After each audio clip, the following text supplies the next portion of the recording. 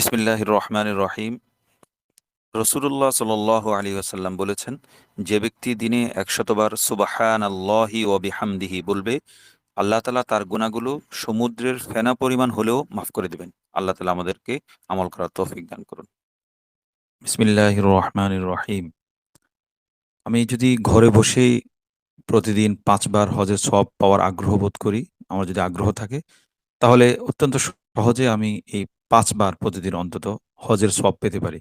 রাসূলুল্লাহ সাল্লাল্লাহু আলাইহি সাল্লাম বলেছেন, মান খরাজা মিন বাইতিহি মুতাতাহহিরান ইলা সলাতিন মাকতুবাতিন ফাআজরুহু কাআজরিল হাজ্জিল মুহরিম। যে ব্যক্তি ফরজ নামাজ আদায়ের উদ্দেশ্যে বাড়ি থেকে, ঘর থেকে উজু করে মসজিদে বের হয়, সে ব্যক্তি এহরাম বাঁধা হাজির মতো সওয়াব লাভ করে। আল্লাহ তাআলা আমাদেরকে আমল করার তৌফিক দান করুন। আমিন। আউযু বিল্লাহি মিনাশ শাইতানির রাজিম। বিসমিল্লাহির রহমানির রহিম। আমি চাইলে প্রতিদিন ঘরে বসেই যতবার ইচ্ছা ওমরা হজ করার সওয়াব পেতে পারি। রাসূলুল্লাহ সাল্লাল্লাহু আলাইহি সাল্লাম বলেছেন, মান খরাজা ইলা তাসবিহিদ দুহা লা ইউনসিবুহু ইল্লা ইয়াহু ফাআজরুহু কাআজরিল মুতামির।